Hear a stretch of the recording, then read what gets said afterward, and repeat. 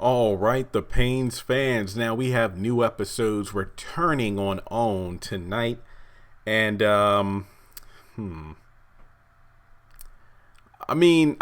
to watch. Don't get me wrong, but I feel like let's just put it this way.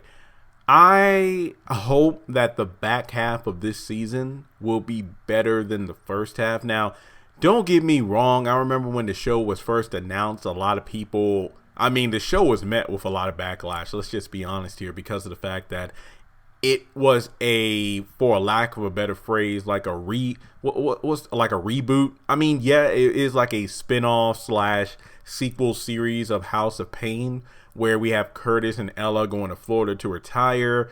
And we did get the main cast for the first handful of episodes. But, you all know how I felt about the whole Jasmine bit. Like, we know her being the young, cute, sassy character worked a lot better when she was a kid, like a little girl in the original series. But in the Paynes, it's just like, okay, you don't have to say something sassy every time somebody breathes, like the laugh track is one of the biggest sins of this show. And it's kind of ironic I used the word sins considering how Christian Ella is compared to Curtis. But I guess the funny thing is, anytime I go home and I'm watching TV, whether my mom's there when she's off work or when she gets home or it's the weekend, there is usually a House of Paynes or Meet the Browns marathon on BET. And those shows have aged really well. Anytime we're watching it, we are literally laughing out loud because the slapstick, the humor, the chemistry between the characters is just fantastic. When I watch the Paynes, it's like they'll take one joke that was mildly funny, but then they'll stretch it out like 2 or 3 minutes by the characters, giving each other facial expressions or body language. And it feels really forced to the point where the laugh track feels like somebody fell asleep and their head hit the laugh track button, and it's just constant laughing anytime the camera switches from one character's face to another character's face. And it's like, that's not funny. The thing about Meet the Browns, and honestly, Meet the Browns is a show that I don't say that I don't think I ever disliked it. I feel like when it came to Meet the Browns, I was more intrigued by House of Payne because that seemed to have more of a solid structure in terms of overall story. When it came to Meet the Browns, it was more of let's see what kind of wacky antics Mr. Brown and the people living in his boarding house are up to today. And that's probably why I didn't pay attention to it as much as House of Payne. But looking back, that show was amazing because I think almost every joke for me, like watching it now in 2018, makes me laugh because the humor didn't seem forced at all. Because Mr. Brown is a ridiculous character and it works so well. And then you have the different cast of characters living in the boarding house. It makes it even more funny because not only do you have like what is it? Sasha, Will, because they're both doctors working in a hospital, and the adoptive kids, Brianna and Hakeem. But you get to go to different scenes because, we get to go to the school where Cora works. Boyfriend Reggie's there. I think Mr. Brown was like security at the school. And then he was like a janitor at the hospital. Then, of course, we go to the hospital where we have Levita from Steve Harvey's show working under Sasha as like a receptionist or something. And it's just great because we go to different locations all the time and the slapstick is there. With the Paynes, it's like most of the scenes take place at, Curtis and Ella's house. Sometimes we'd go to the church, then we go to the laundromat. I feel like the reason that the Paynes doesn't really stick well with me is the fact that, when you think about it, when it comes to House of Payne, really, I feel like you really and a lot of fans do this, you have to compare House of Payne to the Paynes. Like, I get it, it's a spinoff. One of the most endearing things about House of Payne is what you had Curtis and Ella's house. Then I think I remember I didn't really get into the last few seasons because they kept changing the time so much. I remember being in school, so I couldn't stay up super late because, I had those parents where, hey, if you missed a school bus, we ain't coming off work to bring you to school. You literally missed the day. So I was always a guy who wanted perfect attendance. And I think it was my senior year and I did get it. So I couldn't stay up late. But I remember they would be at Curtis and Ella's house, CJ and Janine's house. You had Calvin and Miranda. Then you had that house. Then you had Floyd's barbershop and various other locations. And not only that, everyone in the cast flowed well together. It's just like, I feel like the thing that really hurt the Paynes is when, CJ and his family left and Calvin. The thing was, aside from Curtis and Ella, everyone else was new characters. And the problem is, to compensate for the lack of the main cast, they've kind of over-exaggerated Ella and Curtis's personalities, where you have Ella being this, like, for lack of a better phrase, super Christian. And then you have Curtis being like extra, he's like Scrooge and the Grinch put together. Like, yeah, he was like that in the House of Payne series, but then you had characters he can bounce off of. It's like, he's like a stickler, he's cheap, he's not very friendly. It's like Fred Sanford and George Jefferson put together. But in the Paynes, it's like they dialed the characters up to 15. Like, anytime Ella speaks, it's like, it's overly Christian. Anytime Curtis says or does something, it's overly selfish and obnoxious. And, I know a lot of fans were really like, look, I'm really sick of Ella's like save a hoe mentality when talking about Nyla and, helping her out. And I remember doing a video about that in regards to, I get it, like helping people is right, but there are a lot of factors you have to take into account. I'm that kind of person. Like, I feel like in that situation, I may have been Curtis, but not to the selfish, like, you ain't staying here. They ain't staying here, Ella. They ain't doing that. I would have been like, well, if she was abused, and there are several things to think about, like, the condition of the kids. And what about, this guy, if he's a crazy ex-boyfriend, wouldn't he try to come to the house and look for her and end up,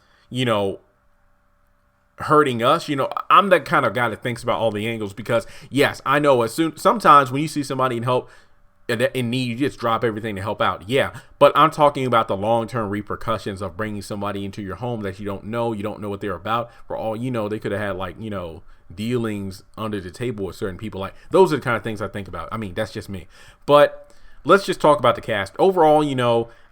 I feel like the show took a little bit of time to find its way. Like, I knew after Calvin and everybody else left and it was just Ella and Curtis, that kind of, I like how they walked out of the door, because to me that was kind of a symbolism for, okay, now the door is open for the new characters to be introduced and come in. Because Kenny, Lynn, Nyla, Terrence Kendricks, Joanne and her son Ryan, I believe. So those are like the new main cast members, where we have Joanne and Ryan being like extended relatives of Curtis. Terrence, wait, was it Terrence? The contractor. Kendricks is the abusive ex-boyfriend of Nyla, and then she has the two kids, Kenny and Lynn. Now, the show to me really didn't start getting good until we actually got to like the episodes like Lynn's Nightmare, and when Nyla confronted Kendricks about putting the rats in her bed and stuff like that in her room. And I liked it because we actually got some character development. The fact that Nyla apologized to her kids, and that Kendricks wouldn't be back in their lives. Those were the kind of scenes I'm like, that's straight up House of Payne right there. And I love it, because I feel like one of the biggest flaws of the series is that there was a formula where it felt like each episode was like one bullet point. I feel like the biggest example of this was the one where, what was it? A Worldwide Payne. That was the episode where Curtis refused to give Ryan his like bank card so he can order a part online to fix the dryer or washer or whatever. And the entire episode's plot was Curtis not knowing how to turn on a computer, not knowing how to find the website to order the part. And that's good as like an opening scene or whatever, but not good enough to fill up a 22-minute slot. That's just my opinion. It's like each episode was like that. There was like one or two bullet points that had to be addressed, and that was an episode. That might work for like a 5-day-a-week series, and that's a huge maybe. But for a show that comes on once a week, that's kind of a letdown. It's like, oh man, it's Friday night. You know, the haves and the have-nots. And on Tuesday, if Loving You is wrong. On Wednesday, had me going. Thursday, my heart kind of stopped beating so fast. So, okay, I had a long work week. Let me kick back Friday night and watch the Paynes for a good laugh. But the laughs were few and far in between. Like, the biggest laugh for me was like in the first couple episodes when Ryan was introduced. Double tap. Honestly, that was probably the biggest time I laughed, aside from when Ella was driving the RV and was looking at that church back there and almost drove off the street. That was hilarious. So 2 times did I feel like I really got some good laughs. But yeah, I mean, it's okay. Literally the laugh track. Going back to the whole, you know, when Nyla and her kids started to connect more and we got scenes of them in terms of character development, I love those episodes because the laugh track was at a minimum, which was a huge plus in my book. But overall, you know, Joanne, I feel like, is a very wasted character. Like, Jackie is a wonderful actress. 227, Sister, not to mention other movies I remember her in, like, as a kid watching her and Rodney Dangerfield were in a movie, I believe, called Ladybugs. It was like a soccer movie or something like that. She was funny in that. But I feel like, you know, she just kind of made recurring appearances. I mean, I get her character is, you know, was pitched as a main character, but she was barely in any episode. She would be in like 1 or 2 scenes, say 1 or 2 seductive things, and then that'd be it. And I feel like her character is wasted. But overall, you know, I'm not against the new cast. I feel like they definitely have come into their roles, but I still wish we had more development. Like Kenny, like every time there was a episode with Kenny, everybody on Twitter and my comments would be like, that kid's so disrespectful, somebody should slap him in the mouth. I would have really liked it if, you know, him and Curtis, and I feel like this may happen eventually, will become closer together. Like, you know, he'll be like the father figure and whatnot.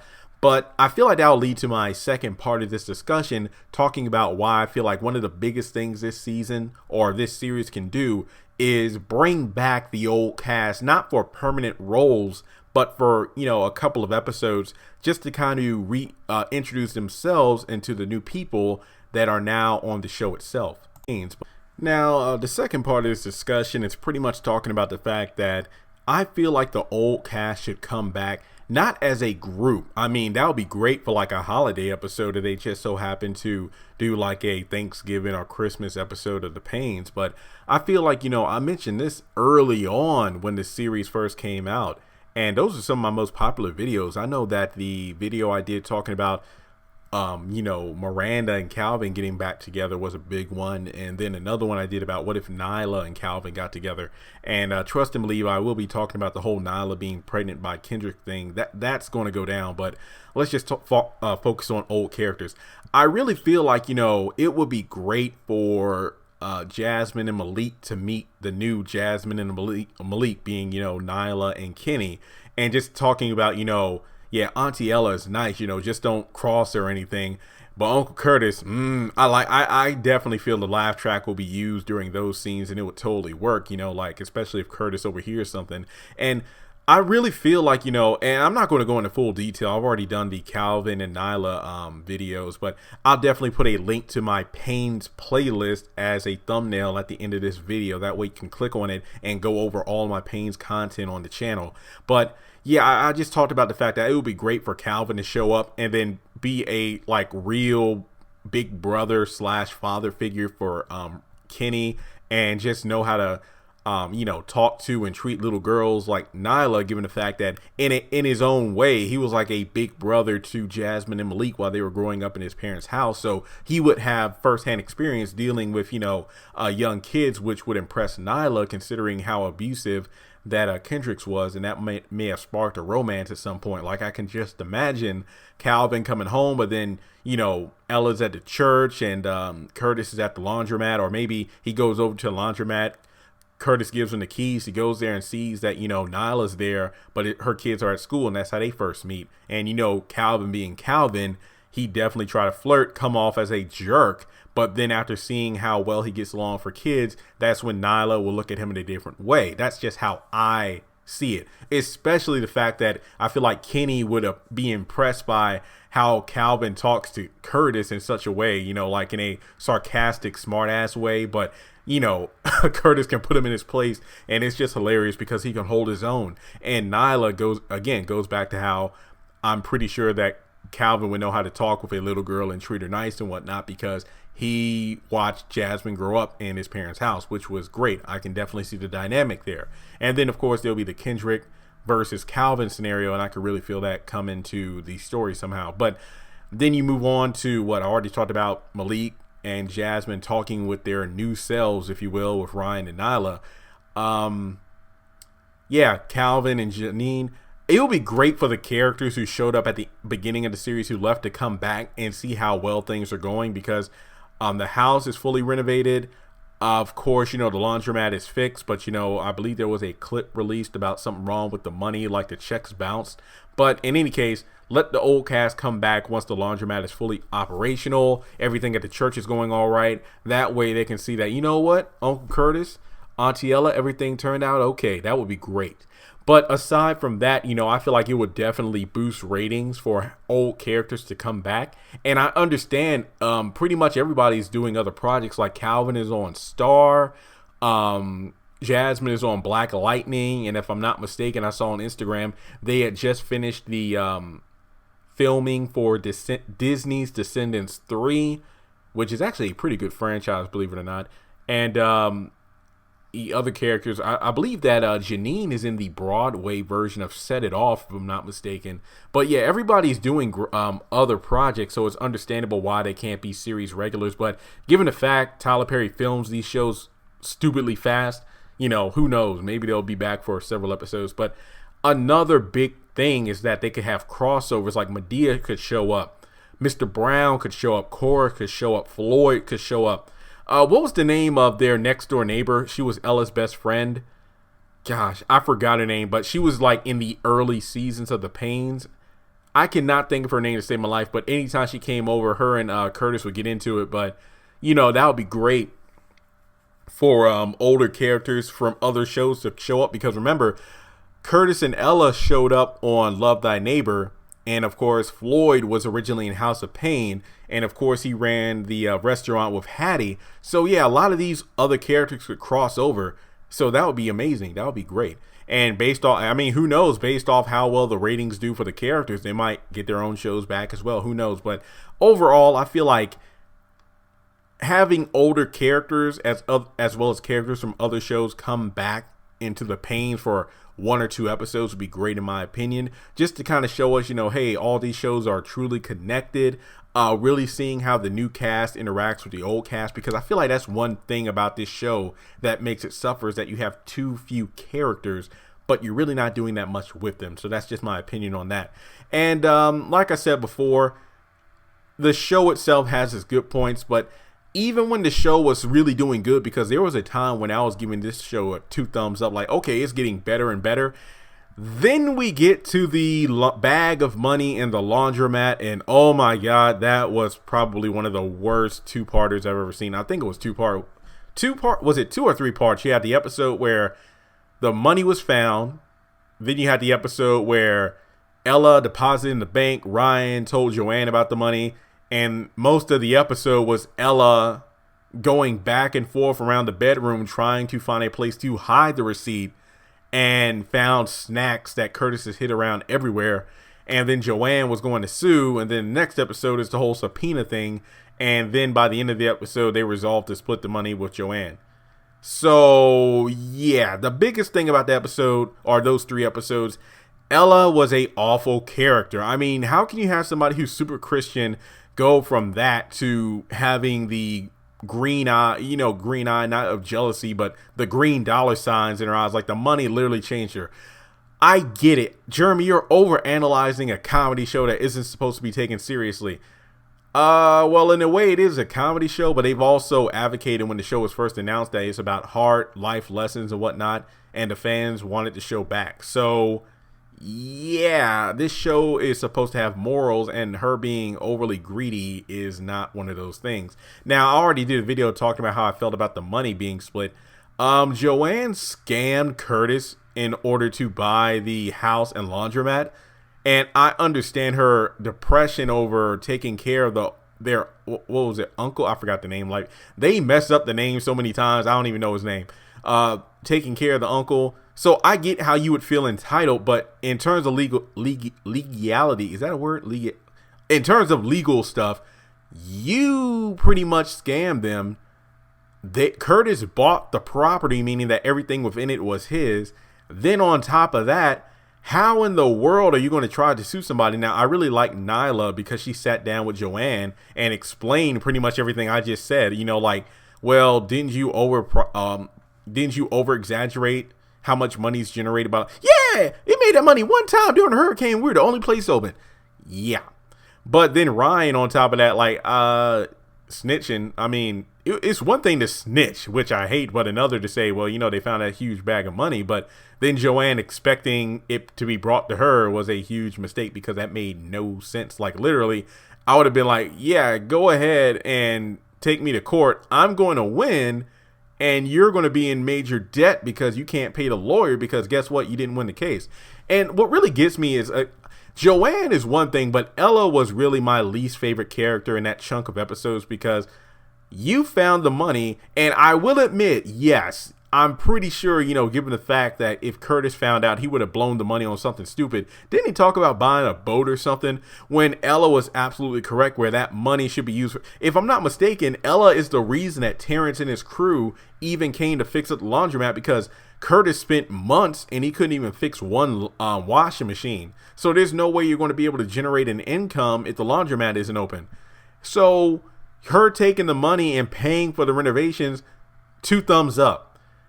But then her deciding herself that they should split the money with Joanne, yeah, that's completely bull crap in my book. Especially the fact, like, if I were Curtis, I'd be like, look, if you make this decision without me, like, I get it, you know, the whole thing about selling the house and moving us down here without telling you, completely unreasonable. But I don't ever want to hear it in the series again about how Ella's mad about, you know, him uprooting them and bringing them down to Florida without consent, which was completely disrespectful. And that was mentioned at the beginning of the series by Calvin and CJ. But yeah, that was complete bull crap. I do not agree with that. That's just me in terms of, like, you know, look, you, Joanne, let's just say we split it down the middle. Now let's imagine that I'm going to deduct all the money it took into fixing up the house because remember, you sold it to me as a hunk of junk. And then on top of that, the money it took to finance the renovation of the laundromat. So that means you owe me money when you really think about it because all the money it took to fix up the house and the laundromat, you're not getting a dime. If anything, it should be like, yo, we're going to do you a favor by allowing, I think even Curtis was like, yo, when the laundromat, or I think Ella or somebody said this, when we fix up the laundromat, we can have Ryan and a bunch of his college buddies come down and work because that'd be great. You know, they can make money and the laundromat be booming. Everybody wins, which is great because remember when Ella wanted the money that Curtis gave Joanne at the beginning of the series, she's like, oh, well, I already put it into the church. So yeah, that's just me. I get it. Black families are like that. But, yeah, that's how I felt about that. I feel like that was a major downfall for the series quality, in my opinion. But then things kind of turn around when you have the whole, oh, we're going to hook up Terrence with Nyla. But then she turns out that she's pregnant by Kendricks, who happens to be going to anger management classes. And they're going to get together. And that's really where I want to stop here. But yeah, this video was a good trip down memory lane because I feel like I gave like a abridged version over all the different episodes I've done in terms of reviews. But maybe, yeah, I'm definitely tuning into the Paynes because of the fact that I'm still talking about it this much even today. But I'm going to leave it at that. Maybe I'll do a part 2 to this, and I'll definitely do an episode review after I watch tonight's episode. Will I watch it tonight or early this weekend? I don't know yet. Just know that The Paynes is on the back burner because I still got some major have and have not videos to get done first, because that finale, people are still talking about it. And well, I got to strike while the iron is hot. It's only 1 o'clock. I might try to get this video up on the channel before the episode airs tonight at, is it 9 o'clock? Yeah, I think 9. So this video probably doesn't have all the fancy photo order. Like, you know, I have photos around the screen, probably not any particular order. But let me know your thoughts in the comment section below. Do you like the Paynes? Are you still watching? Are you like me, where it's like, look, I get the fact that most people call it a filler show for Tyler Perry to do, but that doesn't mean you shouldn't give it the same amount of quality that Meet the Browns and House of Payne had. But that's just my thoughts. So yeah, what are you looking forward to in the upcoming episodes based off the ideas I tossed out there in this video, like bringing back old characters, character development, and things like that? What things do you want to see on the Paynes? And please refrain from saying get rid of the Paynes and bring back Too Close to Home, because as far as I know, that show isn't coming back anytime soon.